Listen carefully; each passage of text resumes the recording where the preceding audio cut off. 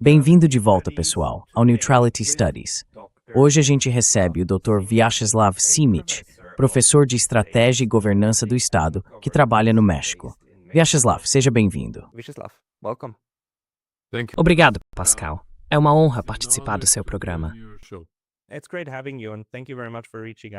É um prazer ter você aqui e muito obrigado por entrar em contato. Você tem trabalhado bastante, na verdade, na região dos Balcãs, de onde você é originalmente, e também na questão de quem são os povos eslavos e como eles se inserem dentro do quadro europeu das relações internacionais. Talvez a gente possa começar por aí. Mas antes disso, conta um pouco mais sobre o seu trabalho e como você acabou vindo dar aulas também no México.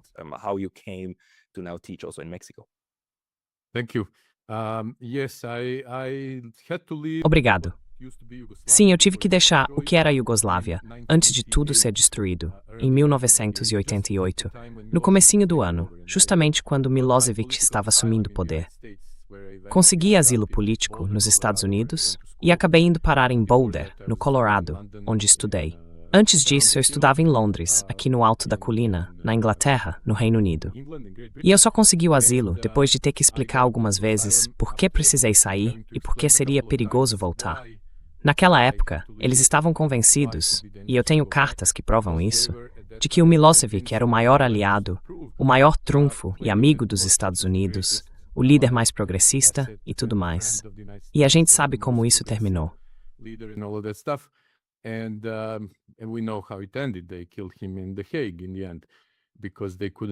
No fim, eles mataram ele em Haia, porque não conseguiram provar nenhuma das acusações contra ele. Então, tiraram ele do jogo. E agora todo mundo acredita, pelo menos no Ocidente, que ele era um criminoso de guerra e tudo mais. Na verdade, eu fui o primeiro a alertar que ele seria um desastre. Mas quero deixar claro, mesmo agora, que ele não foi o responsável pela destruição da Iugoslávia. Ele era uma das forças do mal ali, um comunista antiquado, meio limitado, intelectualmente e geopoliticamente ultrapassado, que acabou se perdendo no grande jogo e, no fim, tentou jogar com os Estados Unidos e perdeu. Então, no final das contas, eu acabei indo para os Estados Unidos, estudei lá, e depois meus professores me recomendaram para ir para Washington, para viver e trabalhar lá. E foi o que eu fiz.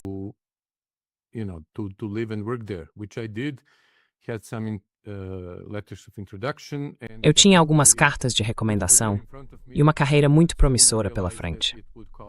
Mas logo percebi que isso me custaria a alma e exigiria de mim uma declaração pública de que os sérvios são maus, de que são a causa de todos os problemas nos Balcãs e, basicamente, sempre foram um instrumento do diabo na Terra. Então eu recusei. Depois disso, acabei fazendo alguns trabalhos secundários por um tempo, até conseguir um cargo como consultor e intérprete para autoridades de alto escalão nos Estados Unidos. Diziam que eu era muito bom, bem preparado, e que conseguia traduzir e interpretar todas aquelas negociações de alto nível, com ameaças, chantagens e tudo mais, que faz parte da chamada diplomacia americana, entre aspas, ao longo dos últimos 2 séculos, basicamente.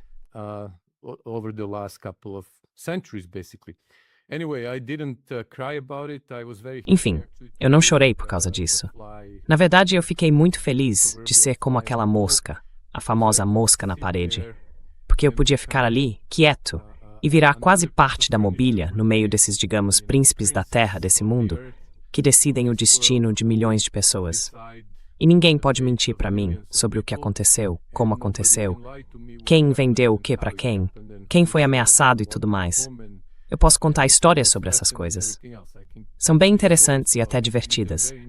Às vezes eu acabo, sabe, entretendo vários amigos, contando de novo as histórias sobre as pessoas famosas que fizeram isso ou aquilo. Enfim.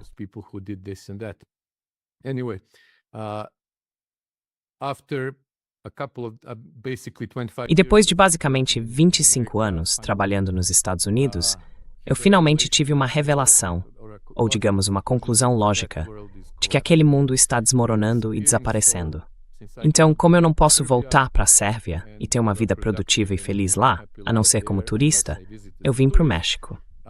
Sempre gostei daqui, por causa da cultura, do estilo de vida, do clima, de tudo isso. Eu realmente gosto de viver aqui, e consegui um emprego. Aliás, uma história bem interessante de como acabei conseguindo trabalho, provavelmente na melhor universidade privada da América Latina, ao sul da fronteira, como gostam de dizer nos Estados Unidos. E eu tô lá desde 2010. O pessoal em Washington, quando eu saí, dizia: você tá pulando das costas de um cavalo para as costas de um burro.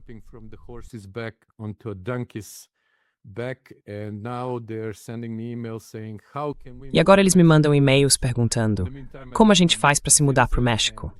Pois é, enquanto isso, eu me tornei cidadão mexicano, tenho uma vida boa aqui, tudo tranquilo. E agora eles não conseguem mais bancar, mesmo tendo bons empregos, estão com dificuldade para fechar as contas no fim do mês. Recebo muitos e-mails, ligações, visitas, todos querendo saber como a gente faz para se mudar para o México. Mas agora já é meio tarde para isso. Enfim, eu estudei e dei aula aqui por muitos anos, desde 2010. Hoje estou praticamente aposentado, porque tive muitos problemas, até mesmo nessa universidade que é bem aberta, por causa de outros colegas, a maioria com origem europeia, da Europa Ocidental, da União Europeia, que vieram para cá, e aí acabavam entrando em conflito comigo, ou com o que eu ensinava. Os alunos conversam entre si, né?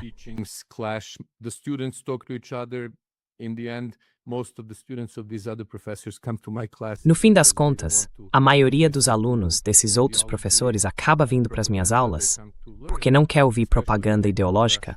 Eles vêm para aprender, principalmente sobre a Rússia. E isso foi o mais marcante, sabe? Desde 2022, quando eu falei numa conferência que não havia invasão, que era um ato legítimo de ajuda de um estado a outro, eles surtaram, começaram a gritar, e bom, toda aquela confusão.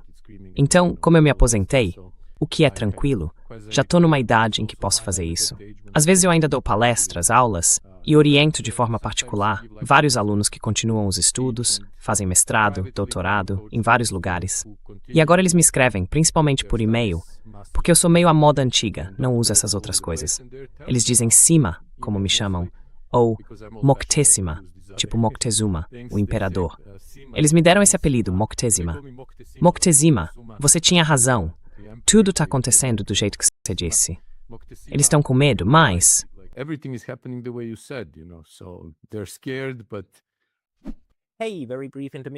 Oi, uma pausa bem rápida porque eu fui banido do YouTube recentemente. E embora eu já tenha voltado, isso pode acontecer de novo a qualquer momento.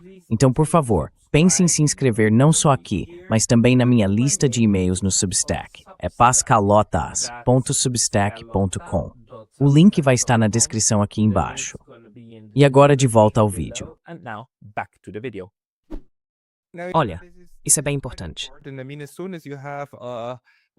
Quer dizer, assim que você tem uma interpretação diferente do que está acontecendo agora, especialmente na Europa Ocidental, você é imediatamente colocado de lado. Isso aconteceu com grandes estudiosos, como a Ulrike Gueró. Hoje em dia, o clima dentro da academia, principalmente na Europa Ocidental, está bem tóxico. E eu fico muito triste em saber que isso chega até o México. Mas, ao mesmo tempo, faz sentido, porque tem a ver com a forma como a gente enxerga o mundo. Podemos falar sobre isso. Você me mostrou que ainda hoje, a maneira como a Europa Ocidental trata os eslavos, os judeus, os europeus do leste em geral, e claro, os russos também fazem parte disso. Afinal, os russos são eslavos.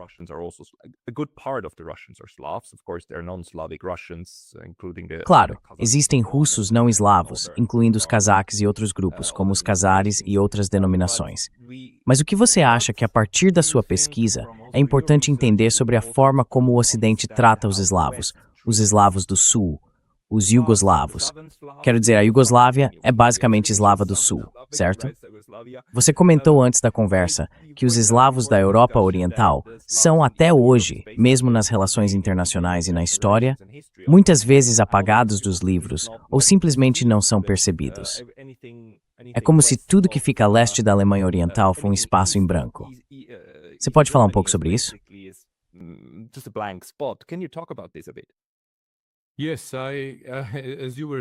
Sim, enquanto você falava tudo isso, eu me lembrei de 1992, quando o Conselho de Segurança da ONU impôs sanções contra a Sérvia, na época, a Iugoslávia, que então era formada pela Sérvia e por Montenegro.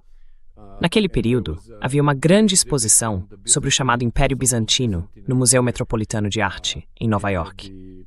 Um grupo nosso foi de Washington, sérvios, porque nós nos consideramos parte do Império Romano. E alguns dos imperadores romanos, na verdade, não apenas alguns, mas a maioria, vieram do que hoje é a Espanha e do que hoje é a Sérvia. E se a gente incluir todas as terras sérvias que foram tiradas de nós, na verdade fomos nós que demos a maior parte dos imperadores romanos. E nós nunca chamamos aquilo de Império Bizantino. Para nós, é simplesmente o Império Romano. E eles mesmos nunca se chamaram bizantinos. Sempre se chamaram Romanoi, sabe? Os chamados gregos. Romanoi, the so-called Greeks, and our emperor Dushan, E o nosso imperador Dushan, aquele de alma nobre, quando proclamou sua Constituição Imperial, lá no meio do século XIV, uma Constituição que até hoje seria uma das mais progressistas da história do direito, ele se intitulou Imperador do Império Romano, e não do Império Sérvio. Ele era, claro, sérvio, e era imperador dos sérvios por sangue, mas se via como imperador dos romanos.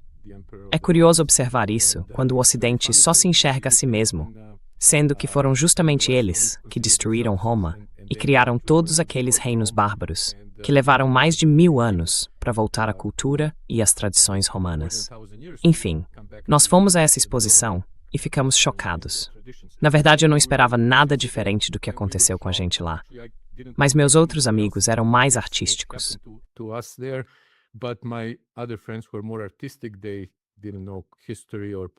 Elas não sabiam nada de história, nem de política, nem de nada.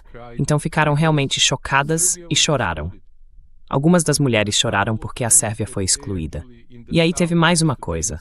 Algumas regiões do sul, que hoje é a Macedônia, foram chamadas de gregas ou albanesas.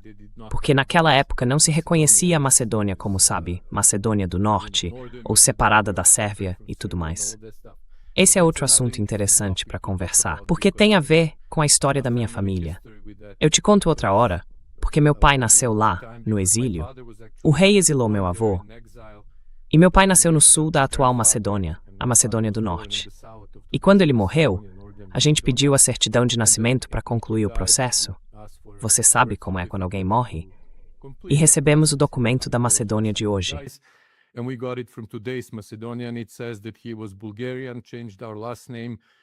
Diz que ele era búlgaro, que mudou nosso sobrenome, que não tinha cidadania nenhuma e que foi batizado na igreja búlgara. Sabe, estão reescrevendo a história bem diante dos nossos olhos. Mas enfim, a gente foi excluído. E aí a Rússia ficou só com Kiev e dizia que era administrada pelos gregos. É claro que o lobby grego, lá em Nova York e nos Estados Unidos, é muito forte, então eles tomaram conta. E o chamado Patriarca Ecumênico de Constantinopla, que hoje é Istambul, é totalmente uma extensão da CIA. Eles se aproveitam disso para eliminar a igreja russa, a igreja sérvia e qualquer outra, e para transformar tudo no que chamam de grego, mesmo que naquela época isso nem existisse como nacionalidade ou etnia.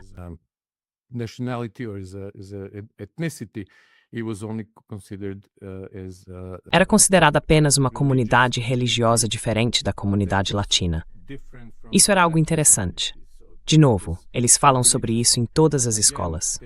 Eu fui educado, na maior parte, no Ocidente. Precisei interromper meus estudos por causa de problemas políticos na Sérvia. E pouco antes de me formar em Belgrado, na escola de diplomacia, tive que sair em abril.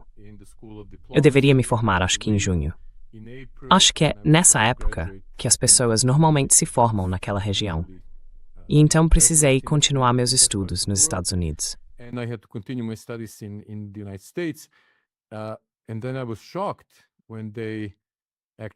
E aí eu fiquei chocada quando em algumas das aulas que fiz de política e ciências políticas, eles realmente ensinavam que as nações foram criadas no século XIX. E eu pensei, como assim? É inacreditável que um professor ensine algo tão falso, tão absurdo e tão idiota, quando a gente sabe que os russos existiam como nação. Nós, sérvios, somos um dos povos mais antigos. Temos documentos que comprovam isso. E, de novo, A gente foi completamente tomado por essa ideia na Sérvia nesses últimos 25 anos, desde que os Estados Unidos e a União Europeia assumiram o controle do nosso sistema educacional. Agora estão ensinando às crianças na Sérvia que nunca existiu uma língua sérvia antiga, que era o eslavônico antigo, o idioma eslavo antigo.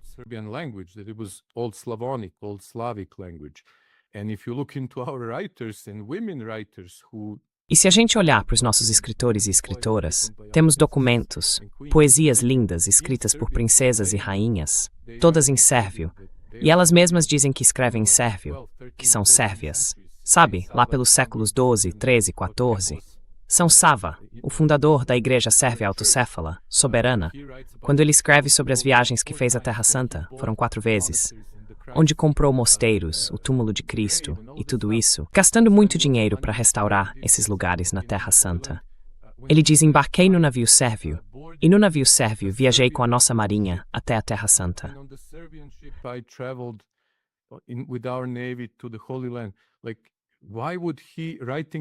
Tipo, por que ele, escrevendo em sérvio, em cirílico sérvio, diria que embarcou num navio sérvio, escrevendo isso no próprio idioma, como príncipe da Sérvia? Ele não fez isso. E nas nossas escolas, ensinam às crianças que a gente não existe. A mesma coisa acontece na Rússia. Existe um grande processo de doutrinação e de criação desse complexo de inferioridade, que é muito evidente há séculos, porque eles vêm fazendo isso nos últimos 2 séculos, especialmente desde o Congresso de Berlim, em 1878. Eu sou péssimo com números.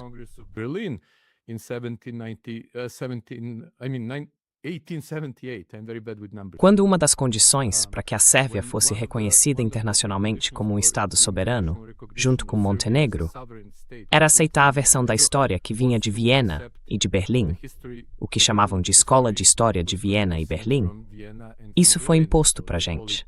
A mesma coisa aconteceu na Rússia, onde foram, em grande parte, os alemães que criaram a história da Rússia e ensinaram aos russos que eles eram burros e primitivos, e que só os vikings não eram eslavos. Coisas completamente absurdas, que vão contra todas as crônicas e tudo que foi escrito. Mesmo se você olhar as crônicas antigas da República Tcheca, escritas em tcheco, a gente vê que existia o inglês antigo, o inglês médio, o francês médio, o alto-alemão, o alemão médio, enfim, todo esse tipo de coisa. Middle French, High German, Middle German, like all this stuff. Everybody has their own version of the language. Todo mundo tem sua própria versão da língua, mas não, os russos não têm. Até os ucranianos têm uma língua antiga, supostamente, mas não, os russos nunca chegaram a falar nada de verdade. Eram apenas bárbaros primitivos que latiam uns para os outros, e de repente aparecem como uma ameaça, e toda essa história.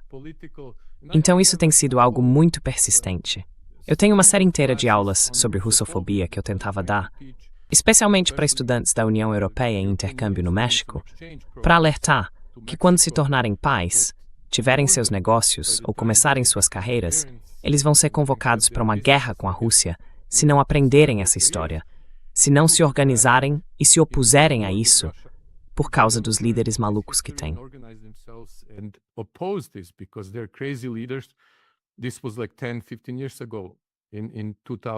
Isso foi há uns 10, 15 anos, em 2014, por exemplo, quando tudo veio à tona. E de novo, quando eu causei o escândalo, quando eu disse que eles afirmavam que a Rússia seria derrotada e todo esse papo. E eu disse, a Rússia já venceu só por fazer o que fez na Crimeia e na Ucrânia. A Rússia já venceu geopoliticamente, filosoficamente, emocionalmente e de qualquer outra forma possível, exceto militarmente. Mas é um bom processo para a Rússia se preparar para o grande confronto com o Império do Mal, que vai acontecer muito em breve. E esse império tem que ser os Estados Unidos. Não vai ser a Europa. A Europa vai ser só um estalo, coisa de alguns dias. E aí sim vai começar uma guerra de verdade, porque o verdadeiro mal vem dos Estados Unidos.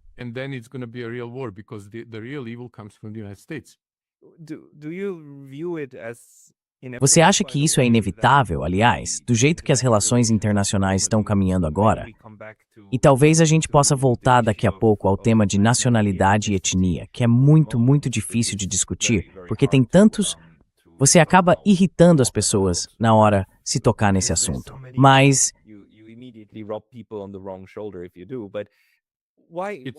Posso te interromper um instante? Lembra da sua pergunta. Não é difícil falar sobre isso. O difícil é essas pessoas ouvirem. Esse é o problema.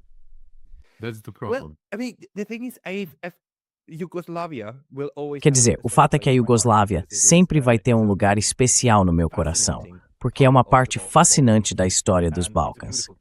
E é um lugar lindo. Meus amigos da Iugoslávia, da Croácia, da Bósnia, da Sérvia e até de Kosovo, hoje estão felizmente casados com uma boa vida e eu já os visitei. É um lugar tão bonito, com tanta coisa e com uma cultura muito vibrante em vários níveis e o jeito como tudo se mistura é incrível. Tem influências turcas, mediterrâneas, de todo tipo. Mas toda vez que eu converso com alguém no meu canal, logo recebo e-mails de alguém dizendo que isso está completamente errado. Totalmente errado.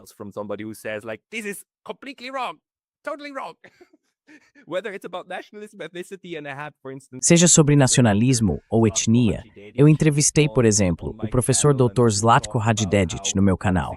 Ele falou sobre como o nacionalismo tóxico destruiu a Bósnia. E isso é contestado por outras interpretações. Então, o que acontece é que as interpretações do que ocorreu historicamente não são apenas um tema em que as pessoas se aprofundam, mas também algo ao qual elas atribuem muito valor emocional. E com razão, já que é uma parte muito recente da história nacional. Na sua opinião, qual é a forma mais produtiva de começar uma conversa sobre a Iugoslávia sem que ela termine em uma discussão acalorada?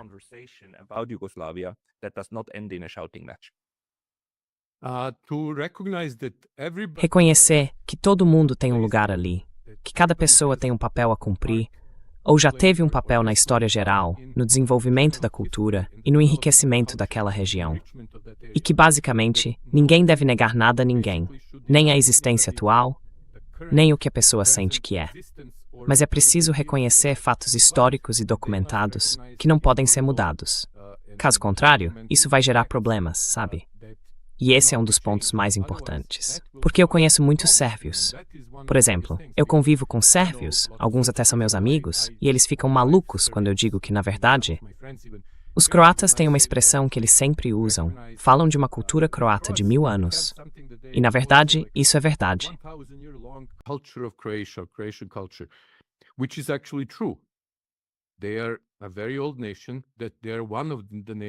Eles são uma nação muito antiga, uma das nações mais antigas e bem definidas ao longo da história, com mais de 1000 anos, talvez 1500, 1600 anos, assim como os sérvios.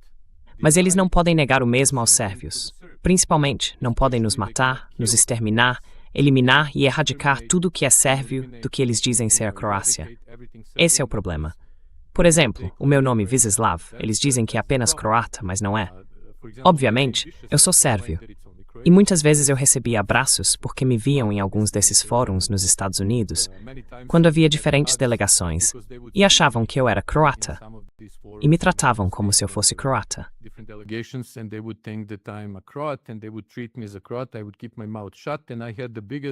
Eu ficava de boca fechada. E tinha uns croatas nazistas, dos mais radicais, que moram nos Estados Unidos, que chegavam a me mostrar fotos dos avós deles, segurando cabeças de sérvios cortadas, como se fossem troféus.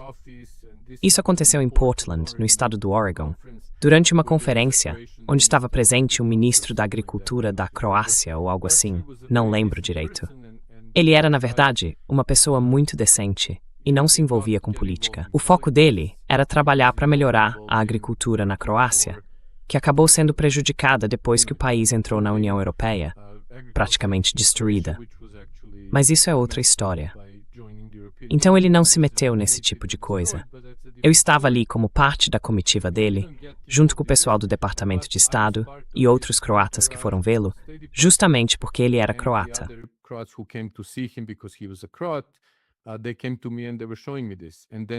Eles vieram até mim e estavam me mostrando aquilo. Aí chega um cara da Croácia e diz, você percebe que esse cara é? Quando a gente estava se despedindo, eles me abraçaram e disseram, se a Croácia estivesse nas mãos de alguém como você. Eu era jovem naquela época, ia pra academia, estava em forma, de terno, parecia importante. E esses caras, que já eram mais velhos, diziam, se ao menos a Croácia ficasse nas mãos de alguém como você. Aí esse outro cara fala, mas você percebe que o cavalheiro aqui é sérvio? E eles simplesmente surtaram.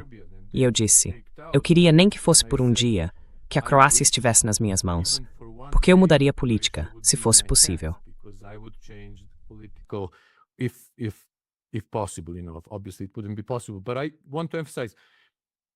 Obviamente, isso não seria possível. Mas eu quero enfatizar que eu reconheço e admiro essa luta de séculos, mais de 1000 anos, dos croatas, dos nacionalistas croatas, pela sua independência, pelas suas raízes, origens, características e tudo mais. A única coisa é que, diferente do que se ensina ou se propaga no Ocidente, nós nunca lutamos entre nós. Croatas e sérvios nunca lutaram na nossa história até a Primeira Guerra Mundial, basicamente. Na época do Império Austro-Húngaro, eles foram recrutados, treinados e enviados para invadir a Sérvia durante a Primeira Guerra. E o mesmo aconteceu com eslovenos e muçulmanos da Bósnia. Foi aí que lutamos. Depois, na Segunda Guerra Mundial, surgiu o chamado Estado Independente da Croácia, onde aconteceram aqueles genocídios contra sérvios, judeus e ciganos, principalmente contra os sérvios, em termos de número.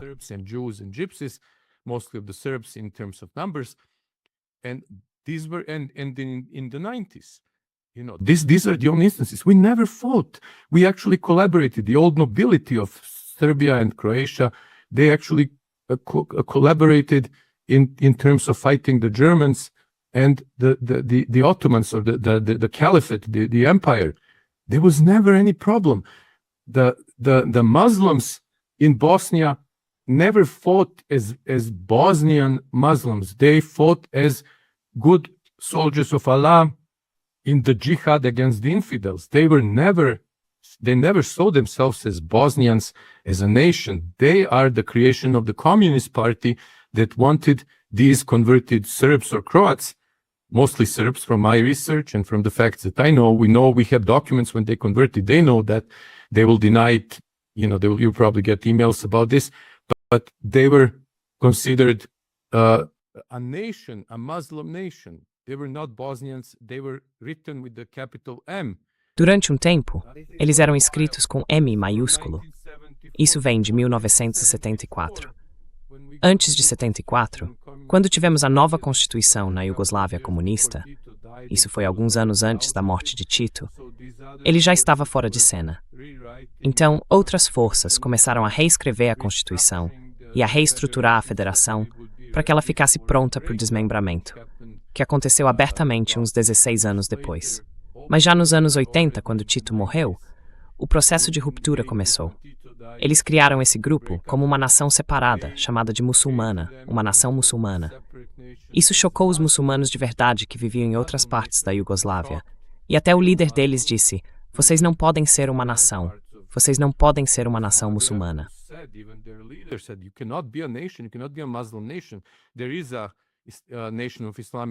Existe a nação do Islã nos Estados Unidos, mas é uma coisa totalmente diferente. É algo ligado aos negros, aos afro-americanos, enfim, mas não é como uma nacionalidade.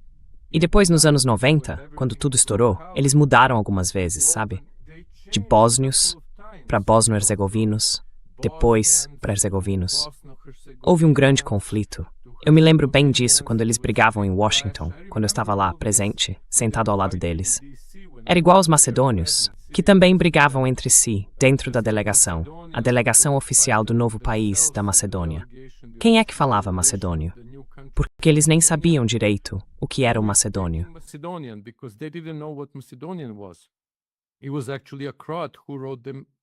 Na verdade, foi um croata que escreveu a gramática e criou a língua macedônia. Assim como sabe, tem aquela senhora búlgara que encontrou documentos nos arquivos austríacos, mostrando como a nação albanesa foi criada pelos austríacos, pelo Império Austro-Húngaro, para cortar os sérvios e os russos do acesso ao Mar Adriático. Estou jogando várias coisas aqui de uma vez, mas a gente precisa reconhecer isso. Essas pessoas têm um direito. E havia forças, no fim dos anos 80 e começo dos anos 90, que queriam se unir de todos os lados. Ou melhor, não exatamente se unir, mas trabalhar juntas para encontrar uma solução e evitar a guerra. E a maioria das pessoas não quis. Mas foi o Ocidente.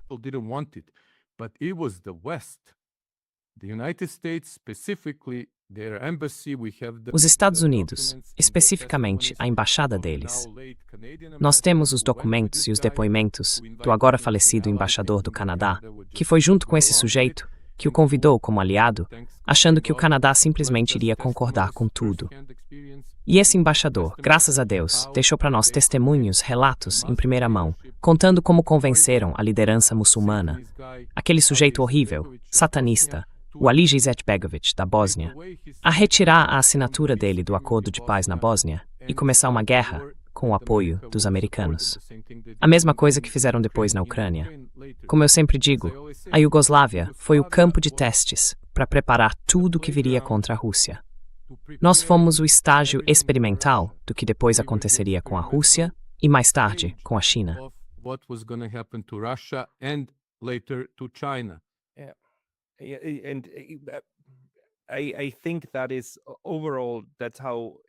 Eu acho que, no geral, é assim que faz sentido entender o que aconteceu com a Iugoslávia. Aquele desmembramento nos anos 90 não era algo inevitável. Havia muitas formas de evitar que chegasse a esse ponto. Existiam fatores internos e também externos.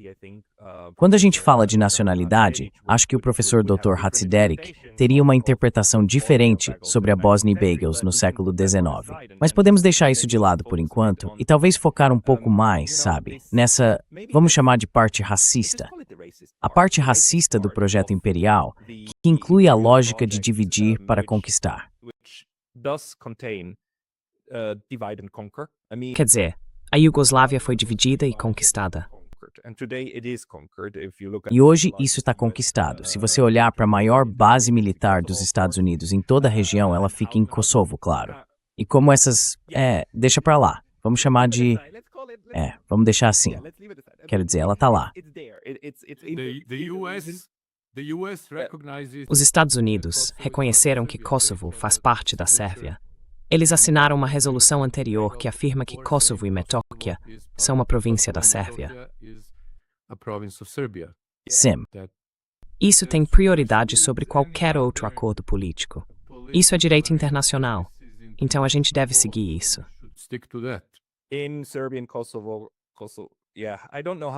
Na Sérvia e em Kosovo.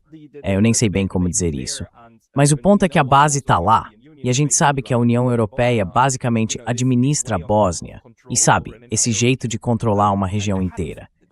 E eu tive desculpa, preciso contar isso, uma conversa interessante com um amigo meu, um amigo taiwanês, faz alguns anos. Eu contei para ele sobre meus melhores amigos na Suíça, que são, de novo, ela croata da Bósnia, de Herzegovina, e o marido sérvio de Kosovo. E sabe, eles tiveram muitos problemas para conseguir se casar por causa da história das famílias, mas agora estão bem, felizmente. E eu contei pro meu amigo, o taiwanês, como os dois, ou melhor, todos eles, todas as famílias deles, foram bastante discriminadas na Suíça por muito tempo. Só pela última sílaba do nome, sabe? Simic. Esse C já te entrega na hora, né?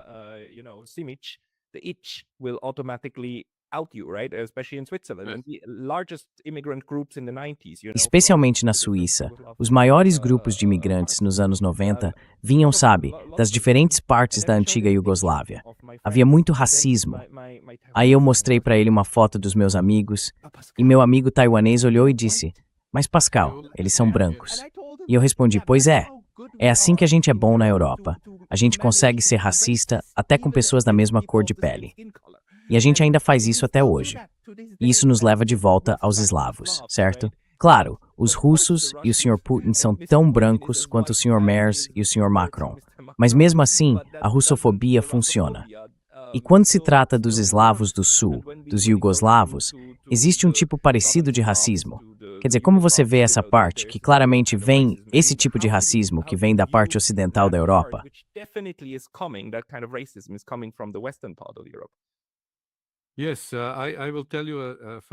Sim, eu vou te contar uma história engraçada e vou tentar não fazer parecer racista, embora na verdade seja, mas ao contrário. Eu me lembro que em um dos think tanks em Washington, num dos institutos, não vou dizer qual, eu estava esperando uma delegação. Eu estava, claro, do lado americano. E se eu fico quieto, dá pra passar tranquilo, sabe? Todo arrumado, de terno e tudo, parecendo um americano. E eu sou, oficialmente, cidadão americano. Eu estava trabalhando pelo lado americano do Departamento de Estado, nesse instituto, onde ia acontecer esse diálogo, ou fórum, seja lá o que fosse. E aí chegou a delegação sérvia. Isso foi logo depois que o Milosevic foi deposto, com o novo governo e tudo mais. E nós estávamos lá sentados, esperando. E os sérvios começaram a chegar, seja lá quem fossem. The Serbs were coming, whatever they were. I don't know if all of them were Serbs or they were other ethnicities. Eu não sei se todos eles eram sérvios ou se tinham outras etnias, mas uma jovem negra se vira para mim. Ela só estava ali do meu lado por acaso. Eu nunca tinha visto antes e nunca mais vi depois. Mas eu lembro bem disso. Ela se vira e diz: "Dá para saber quando os eslavos estão chegando. Eles fedem, sabe?" Então eu engoli aquilo e não falei nada, mas uso esse episódio como exemplo de que até uma pessoa negra, que hoje provavelmente diria que faz parte do Black Lives Matter, do Antifa, ou sei lá o quê, porque isso foi, sabe, na época do Obama, provavelmente está dizendo que existe racismo sistêmico contra pessoas negras nos Estados Unidos.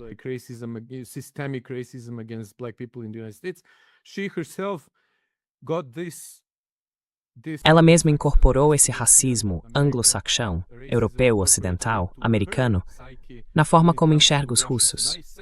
E eu disse que isso também me custou muitas posições, empregos e status em Washington.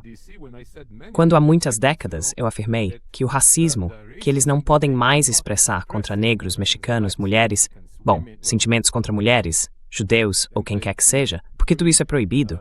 Você perde o emprego. Esse racismo acaba sendo concentrado e direcionado contra os brancos da Europa, que não tem ninguém para defendê-los e são vistos como maus. Mesmo que especialmente os eslavos do Sul nunca tenhamos tido colônias. Nós não fomos potências coloniais. Na verdade, fomos colonizados. We were not colonial powers. We were actually colonized. This is something that shocks my Mexican students many times when I tell them in classes when they start saying, los españoles, like the Spanish are responsible for, everything that's bad in Mexico, it's the Spanish, I'm like, okay, don't be like the Serbs, like my people. Whenever something is wrong, it's the Turks, because we were under the Turks for 500 years, which is not true, but that's like a myth. And the Spanish were, the Mexican... Ou as populações originais daqui eram muitas nações diferentes. Mesmo hoje, existem 68 nações que, pelos padrões da Europa Ocidental e dos Estados Unidos, mereceriam sua própria independência se aplicássemos esses mesmos critérios ao leste europeu e à Rússia.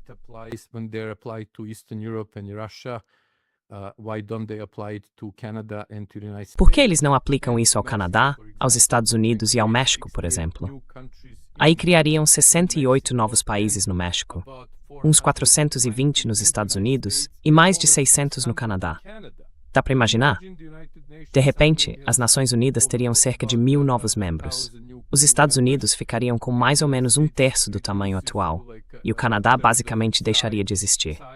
Mas enfim, eu costumo dizer para os meus alunos mexicanos, fiquem quietos, não reclamem. Os espanhóis foram embora desde, digamos, 1810.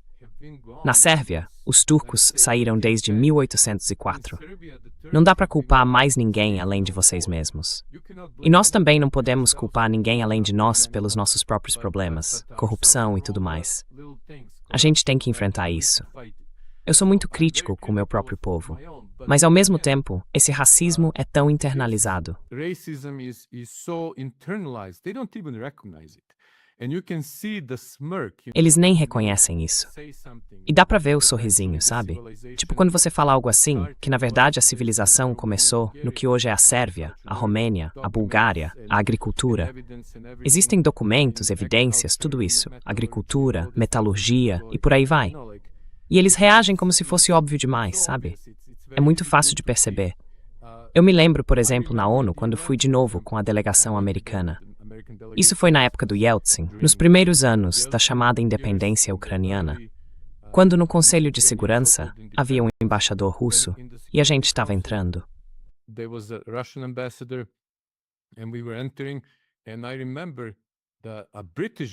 E eu me lembro de um britânico, tipo, segundo, terceiro, talvez quarto nível na hierarquia da Embaixada do Reino Unido na ONU, que me contou, e olha, eu nem sei se devia repetir isso, porque não gosto de usar palavrão, mas estou só citando. Ele chamou o embaixador da Ucrânia e o da Rússia de filhos da mãe, sabe, bem ali na frente de todo mundo, na ONU, no Conselho de Segurança.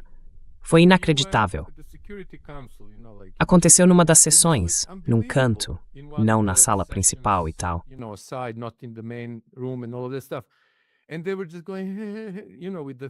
E eles estavam ali, sabe, com aqueles terríveis conflitos de inferioridade, porque aceitavam qualquer coisa, tudo o que aparecesse, só para não ficar em Moscou, ou em Kiev, na Ucrânia ou na Rússia. Porque a fantasia era que a vida boa estava em Nova York, na ONU. E eu morei em Moscou, trabalhei em Moscou, na Rússia, e depois na Geórgia, em Tbilisi. E eu me lembro de como eu vivia em Nova York antes disso. E lembro também de quando fui para Moscou. Mesmo já tendo visitado Moscou na época comunista, quando era estudante. Mas lembro bem de como a cidade era muito mais rica, em termos de multiculturalismo e de tudo mais. Era um período pobre. Foram os piores anos, 95, 96, quando eu estava lá, em termos de economia, finanças e tudo mais.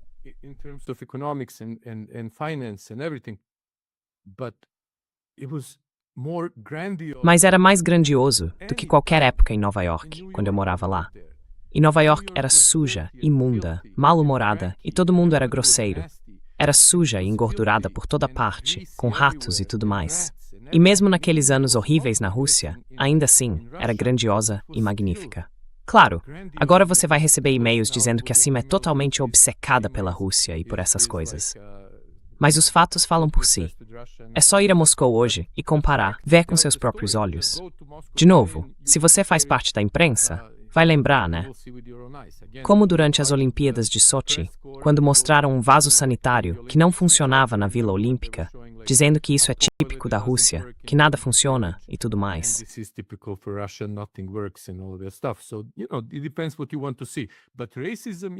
Olha, depende do que você quer enxergar. Mas o racismo existe. E dá para ver isso desde o século XVI, lá na Inglaterra. E vem dessa ideia grandiosa que chegou à Inglaterra com a reimigração dos judeus e a influência sobre os protestantes, na época de Cromwell, com esse complexo de superioridade que eles teriam herdado dos judeus, a ideia de que são os escolhidos. Então, é esse o conflito entre os chamados cristãos sionistas, que afirmam ser os escolhidos. Na verdade, eles odeiam os judeus. Eu sei disso. Já ouvi quando falam abertamente, porque dizem que os judeus não são os escolhidos, mas que são úteis para eles.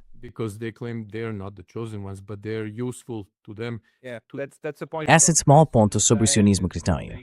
Eles usam os judeus como meio para chegar ao fim que querem. Exatamente.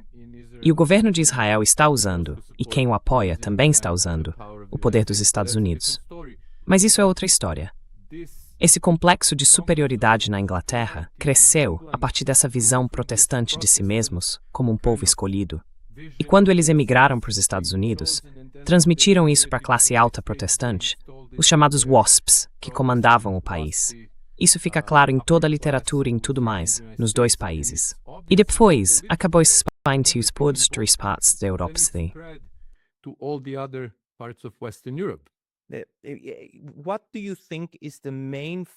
O que você acha que é o principal fator para explicar tudo isso? Porque veja, você fez um ponto muito bom. Os eslavos do sul, na verdade, não. Eles não se moveram. Quer dizer, eles não saíram por aí conquistando grandes extensões de terra. E também o fato de que o motivo pelo qual a guerra foi tão horrível, com aquelas diferentes campanhas de extermínio, é que sérvios, croatas, bósnios e outros viviam lado a lado. Não era só uma aldeia ao lado da outra. Dentro das próprias aldeias, eles moravam uns ao lado dos outros. O que obviamente quer dizer que por centenas de anos isso funcionou. Era tranquilo viver assim, até que deixou de ser, né? E aí tudo desabou. Mas isso mostra um povo que, de certa forma, se manteve estável.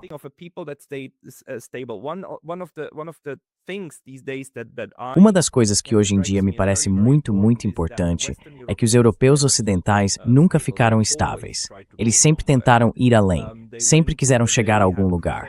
Fizeram cruzadas até a Terra Santa, por um lado. Fizeram campanhas para derrubar a Rússia, certo? O Napoleão talvez tenha sido só um dos maiores exemplos disso na época. E claro, foram para o oeste. e lá exterminaram povos no oeste, na América do Norte. Simplesmente se instalaram, disseram, essa terra é nossa, e mataram quem já vivia ali antes, de várias formas, e depois foram expandindo, expandindo, expandindo. Quer dizer, esse é o ponto. Os europeus ocidentais ampliaram o território físico que ficou sob o controle de pessoas que se pareciam com eles. E, claro, mantiveram os direitos políticos bem concentrados neles mesmos.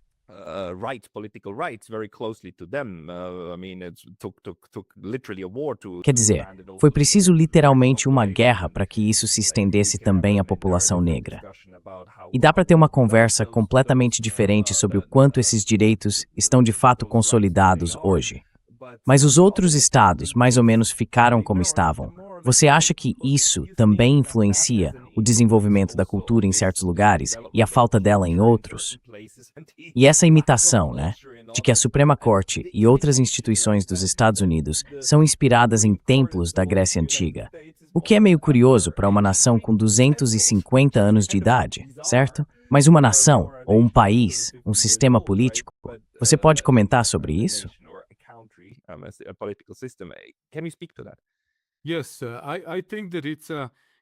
Sim, eu acho que é um choque. É uma questão psicológica, na minha opinião, porque eles têm isso enraizado dentro deles. Sabe, eu também tenho várias palestras mostrando como se desenvolveu esse senso de superioridade e essa necessidade de liderar, tipo o que chamam de fardo do homem branco. E eu sempre protesto, porque eu não me considero mais branco. Outros me consideram. Eu sou sérvio, tenho outras cidadanias, mas minha etnia, minha cultura, tudo em mim é sérvio. E eu não me vejo. Bem, tirando a humanidade em geral, o contexto cultural e tudo mais, mas eu sou diferente dos suíços. Não sou igual aos suecos, nem aos ingleses, nem aos portugueses, nem a qualquer outro. Swedish or English or Portuguese or whatever, So don't put me in this, so it's the English. Então não me coloca nessa. É a cultura inglesa, a classe alta inglesa, que desenvolveu essa necessidade de se sentir superior, apesar de, por séculos, terem sido muito inferiores. E ficaram ricos e poderosos por causa da pirataria, o que a gente vê voltando agora. O Trump disse, somos como piratas, mas na verdade nem precisa do como. Somos piratas, nós, os americanos. Eles estão simplesmente roubando e tomando o que querem. Foi assim que a Rainha Elizabeth, junto com Francis Drake e os outros, roubou o ouro roubado, resultado do genocídio cometido pelos espanhóis e pelos portugueses na América Latina, contra os povos nativos, contra as raças e nações originais, que eram muito sofisticadas e desenvolvidas à sua própria maneira.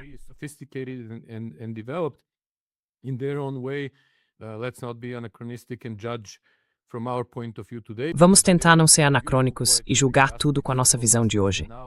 Porque eles tinham uma poesia lindíssima, como os astecas, os chamados astecas, os náhuas. Eu, na verdade, traduzi um monte de poesias astecas antigas para o sérvio, tentando manter o ritmo e tudo mais. Mas nunca publicaram, claro, porque nada meu é publicado na Sérvia. Enfim, é tudo muito bonito, muito rico. Só que eles também impuseram internacionalmente, roubando dos franceses, dos portugueses e, principalmente, dos espanhóis.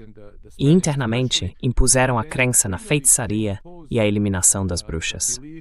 E se você estudar isso, e há muitos estudos sérios e dados concretos, vai ver que não era uma questão religiosa.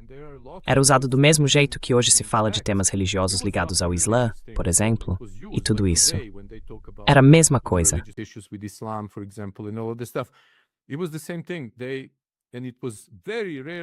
E quase nunca era a Igreja Católica. Sendo sérvio, eu não sou muito simpático, ou melhor, sou muito desconfiado e até um pouco receoso da hierarquia da Igreja Católica. Não dos católicos comuns, entende? Eles simplesmente nasceram em famílias católicas, assim como eu nasci em uma família ortodoxa sérvia. Então eu não os vejo como inimigos nem nada disso. São apenas pessoas com quem eu preciso conviver e julgar pelo que fazem e pela relação que tenho com elas. Mas quanto à hierarquia, aí eu preciso me defender. A maioria dos filmes no Ocidente em Hollywood é contra a Igreja Católica, mostrando ela queimando bruxas. Mas pouquíssimas bruxas foram queimadas pelos católicos. Alguns bispos meio malucos dentro da hierarquia diziam, não, isso é superstição. Quem fazia isso eram os ingleses e alemães primitivos, os anglo-saxões bárbaros. Os protestantes. Foram os protestantes que fizeram isso. Sabe por quê? Porque havia muitas viúvas que eles queriam eliminar. That they did it, but you know why? Because there were lots of widows that they had to eliminate. Elder women, and at that time, remember, it's not Mulheres mais velhas. 70, 80 E naquela years old. época, lembre-se, não estamos falando de 60, 70 ou 80 anos. Era uma mulher de 40 anos, que tinha herdado de 3 ou 4 maridos que morreram antes dela. Um monte de propriedades. E na visão deles, tudo isso era inútil nas mãos de uma mulher. Então, como se livrar dela? Bem, você pega o último filho do último marido, ou o filho mais velho do último marido, talvez de um casamento anterior, 3 esposas antes dessa mulher que se casou. A mãe dele se casou com esse homem, e agora ele quer as propriedades do pai. Mas tudo vai para essa mulher, que ainda pode se casar de novo, e ele quer aquilo para ele.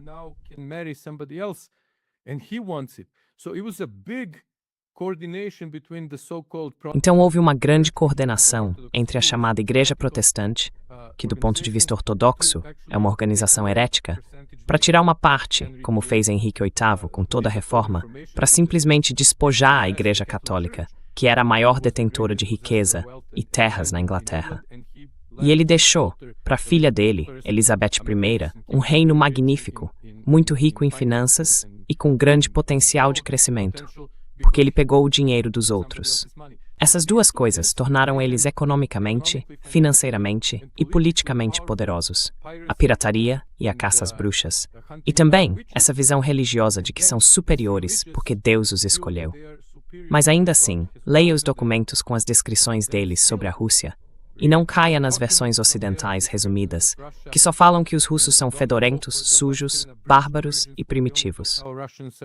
Smelly, stinky, primitive barbarians, but read the letters of their wives. Mas leia as cartas das esposas deles, por exemplo, das amantes que voltavam para a França, para a Inglaterra, para outros países do Ocidente, falando sobre como, ou as babás que escreviam de volta para a França, para a Alemanha, para a Inglaterra, sobre como a Rússia era magnífica e como elas ficavam chocadas com a riqueza, com a imensidão do país e com o nível de sofisticação. Elas não suportavam isso. Então é essa combinação de uma falsa sensação de superioridade, ou de uma necessidade de superioridade imposta de forma religiosa, fanática, junto com medo e inveja. Porque, como eu disse antes de começarmos a gravar, os eslavos são a maior parte da chamada população branca. E nós não nos vemos como brancos. Nós nos vemos como poloneses, russos, sérvios, croatas e por aí vai. Polish, Russian, Serbian, Croat, whatever. And this is the part of the E essa é a parte da família europeia de nações, se quiser chamar assim, não em termos de estados, mas de nações, nacionalidades, grupos étnicos. É a única que ainda não foi contaminada por tudo isso que está destruindo as nações ocidentais. Se eles gostam disso, desse negócio de wokeness e de tudo mais que estão fazendo no Ocidente, se acham que isso é bom para eles, tudo bem. A gente não se importa. Mas é óbvio para todo mundo no mundo inteiro que isso está destruindo essas sociedades. Olhe para a estrutura política do Ocidente. Está desmoronando. Veja a União Europeia, a chamada União Europeia. Não é uma União Europeia. Eles falam em Europa, mas não têm os 2 maiores países do continente como parte da União Europeia.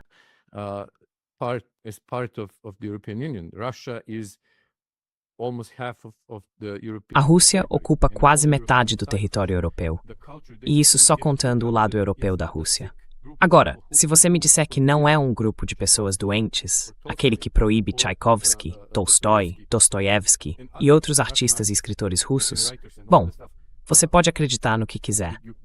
Mas pessoas que não conseguem distinguir o passado do presente vivem num tipo de distorção, um espaço onde muita gente se refugia, um mundo místico, esotérico, um cantinho da internet, onde falam de pessoas lagarto, de distorções do tempo e todas essas coisas. Eu acho que muitos europeus estão presos nisso, porque confundem o passado com o presente.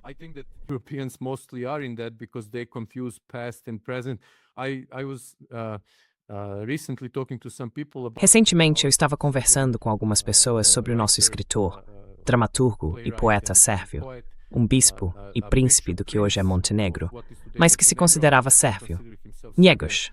Ele foi, na verdade, citado em Haia, no Tribunal Internacional de Justiça. Isso mostra o quão doentes, ignorantes e primitivos são esses indivíduos, essas pessoas em cargos tão altos, que queriam abrir um processo contra Niegos, que morreu em meados do século XIX. Tudo porque, em um de seus poemas, ainda descreve o massacre entre os Othon. O malo, que lá para aquela época.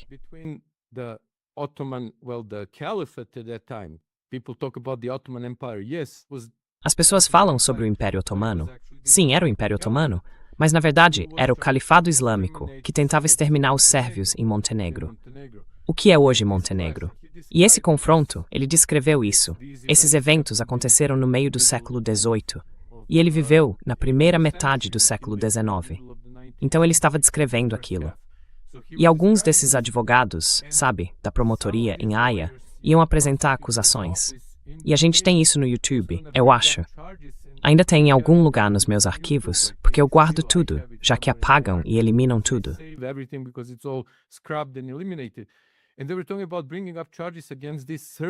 E eles estavam falando sobre abrir um processo contra esses nacionalistas sérvios. E provavelmente, as pessoas que te mandam esses e-mails vão dizer, sim, é a nossa interpretação disso. Mas veja, se um escritor está descrevendo, por exemplo, os assassinatos de judeus em Auschwitz, ou algo assim, e aí alguém diz que esse escritor é nazista e que a gente deveria banir os livros dele porque ele descreveu aquilo tão bem que quase parece real, o que de fato foi real. Mas enfim, e aí ficamos confusos. Isso mostra que essas pessoas vivem num tipo de distorção de tempo e espaço. Elas não conseguem distinguir entre passado, presente e futuro. Estão completamente desorganizadas na mente, nas emoções, em tudo.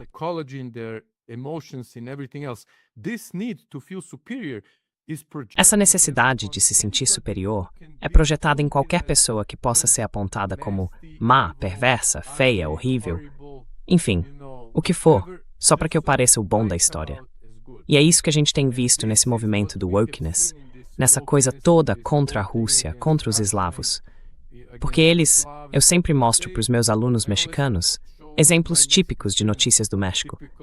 O que o pessoal no Ocidente reclamava do Trump, por exemplo, dizendo: ele está dizendo que todos os mexicanos são estupradores e preguiçosos, que só vêm viver de benefícios.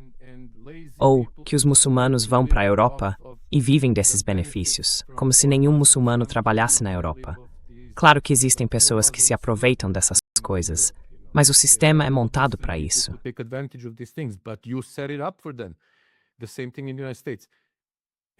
A mesma coisa acontece nos Estados Unidos. E aí eu digo para eles, olha, o Trump só está dizendo em voz alta o que a mídia de vocês mostra o tempo todo. Porque quando você vê as notícias sobre o México, sempre aparecem aqueles homens mexicanos feios, com cara de assassinos, meio selvagens, e que ninguém confia. E as mulheres são sempre retratadas como baixinhas, gordinhas, não muito bonitas e por aí vai. Mas o México é cheio de gente linda. Como qualquer lugar. Suíça, Sérvia, Japão, onde for. Tem gente feia, tem gente gorda, tem gente perfeita, com aquele rosto quase angelical. Tudo depende do que você escolhe ver e do que você escolhe projetar.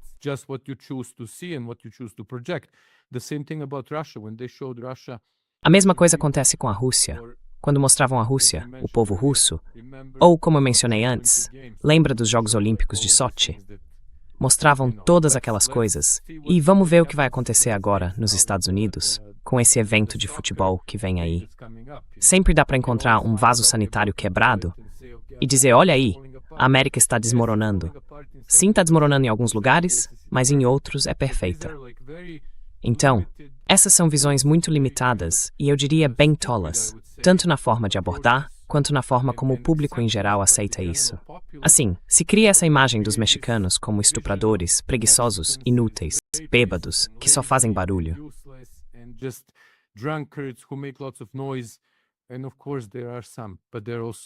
Claro que existem alguns assim, mas também há pessoas lindas, maravilhosas, incríveis, que trabalham duro, constroem uma boa vida nos Estados Unidos e trazem muitos valores, cultura, história e tudo mais. O mesmo vale para a Rússia.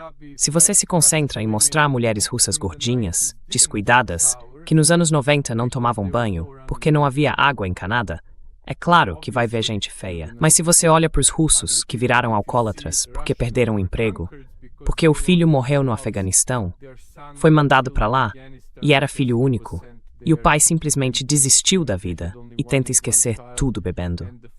É parecido com o que acontece com a classe média americana agora, com esse problema do fentanil, fugindo da crueldade da vida moderna nos Estados Unidos.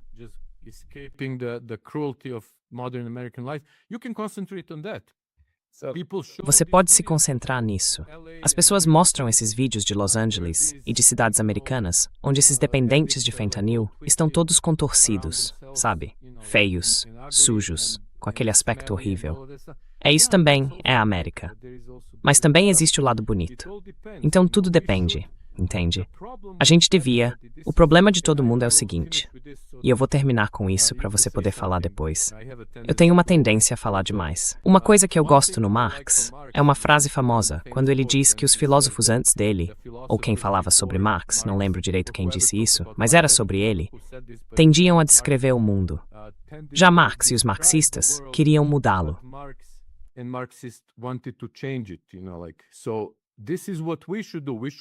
Então é isso que a gente deveria fazer. A gente deveria tentar organizar pessoas no mundo todo, em comunidades de intelectuais, de gente realmente instruída, que saiba como organizar questões políticas, para trabalharem juntas, chegarem ao poder e substituírem esses idiotas e essas pessoas más e perversas que estão na Suíça, na Sérvia. O governo sérvio é um dos mais corruptos, dos mais perversos e cruéis, assassinos. Vivem dizendo que eu exagero, mas os fatos mostram que eles estão cometendo alta traição o tempo todo. São assassinos, literalmente, e também ladrões. E o mesmo vale para a União Europeia.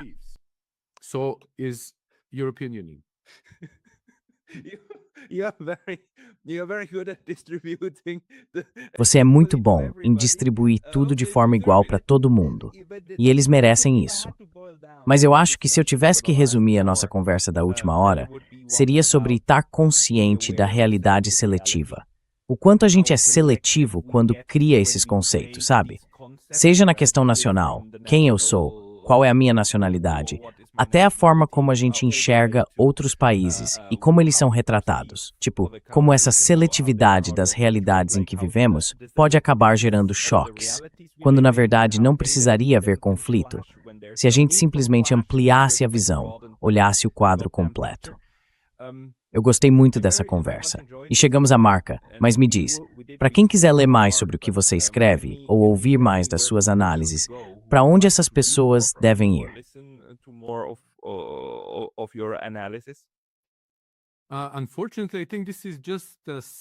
Infelizmente, acho que essa é só a segunda entrevista que eu dou em inglês. Eu dei uma para um veículo de mídia alternativa, indicado por um amigo meu, aquele que eu comentei com você, que queria me recomendar, e essa pessoa entrou em contato. Mas é um grupo meio de nicho nos Estados Unidos, muito antiglobalista e tudo mais, e a entrevista foi muito bem recebida. Recebi vários e-mails e mensagens desse pessoal dizendo isso, só que eles são muito americanos, nacionalistas, focados só nos Estados Unidos, e não conseguem enxergar nada além disso. Ainda acham que são os melhores, os únicos, e que têm uma missão de salvar o mundo.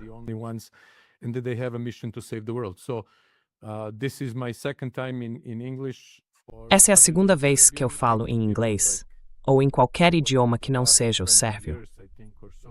Faz uns 20 anos, mais ou menos, que eu dou entrevistas, acho que desde que o YouTube começou. Mas parei de dar entrevistas faz cerca de 1 ano e meio, porque eles só querem falar sobre o Vučić e o governo. E eu quero falar sobre soluções, entende? Sobre o que a gente deve fazer de verdade. Não ficar falando do que eles fizeram com a gente, mas do que podemos fazer para realmente tirá-los do poder, corrigir tudo e formar alianças com croatas, muçulmanos, albaneses e quem mais quiser, para criar um ambiente melhor e nos salvar coletivamente de Bruxelas, da União Europeia e dos Estados Unidos.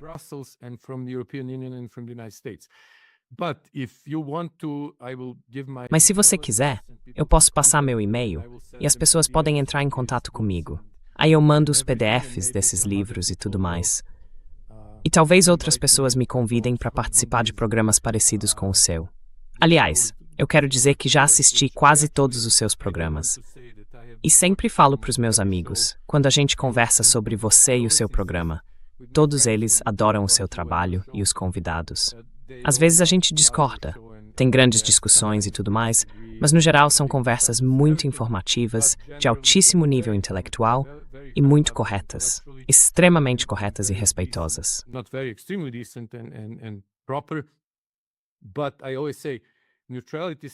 Mas eu sempre digo, se a gente fala de neutralidade, é só voltar à Westfália, as origens da ordem internacional dos Estados soberanos em que oficialmente ainda vivemos.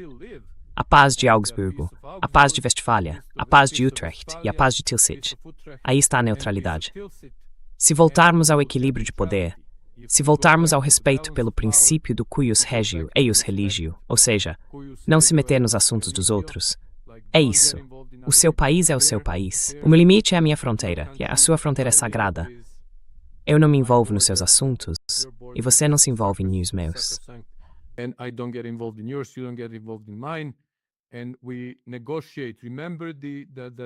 E a gente negocia. Lembra daquela ótima definição de diplomacia do René Albrecht? Eu sempre tenho dificuldade com o francês. Ele dizia que diplomacia é a gestão das relações entre nações soberanas, por meio de negociações conduzidas pelos agentes apropriados. E isso a gente não tem mais. Hoje existem todo tipo de entidades não soberanas. O que é a União Europeia? Não é uma entidade soberana. E mesmo assim, até aqui no México, existe uma embaixada da União Europeia. Em vez de agentes apropriados, a gente usa TikTok, Twitter, ou seja lá o que o Trump estiver usando. Isso não é diplomacia.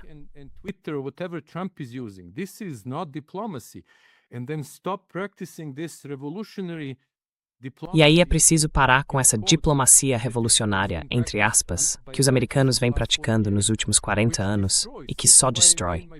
É por isso que eu dei esse nome ao meu livro sobre o Kosovo, sobre a privatização no Kosovo. Kosovo, o marco zero da ordem mundial neoliberal.